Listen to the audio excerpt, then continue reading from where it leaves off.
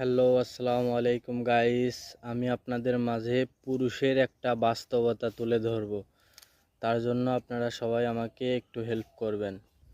পুরুষের বাস্তবতা বোঝার প্রথম ব্যাখ্যা: পুরুষ যখন ছোট থাকে, তার মানে যখন বাচ্চা থাকে, তখন থাকে একটা জীবন। আর যখন বাচ্চা থেকে আরেকটু বড় হয়, তখন থাকে আরেকটা জীবন।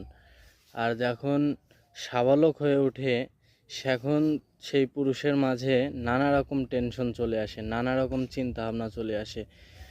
সেখন আর সেই পুরুষের ফ্যামিলির সাপোর্ট থাকে না, কিংবা ফ্যামিলির ভালোবাসাটা সেই পুরুষের প্রতি আর থাকে না।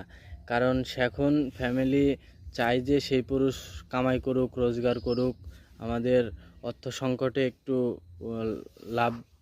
লাভজনক কিছু একটা করুক। সেখন সেই পুরুষটা বোঝে আসলে ফ্যামিলির মন জয় করতে লেগে, কিংবা ফ্যামিলির মন জয় করার জন্য পুরুষটা সব কিছু হারায় ফেলায় নিজের মধ্যে তার আত্মসম্মান হারায় ফেলায়, তার আত্মসম্মান বোধ হারায় ফেলায়।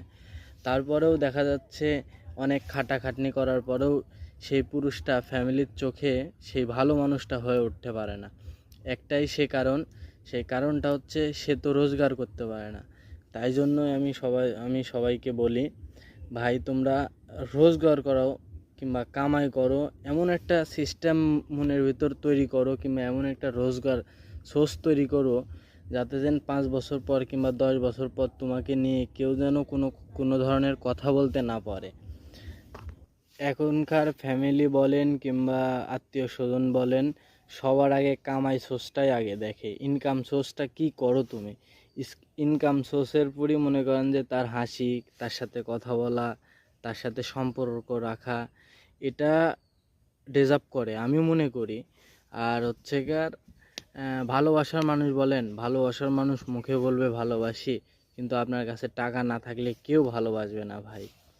আমি আর কাকে কি বলবো, সে মানে তার সেই ভালোবাসার না পাওয়ার নিজেই একটা প্রমাণ আমি।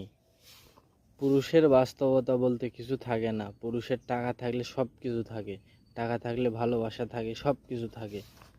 আর টাকা না থাকলে দেখা যাচ্ছে আত্মীয় স্বজনও একটা সময় দাম দেবে না।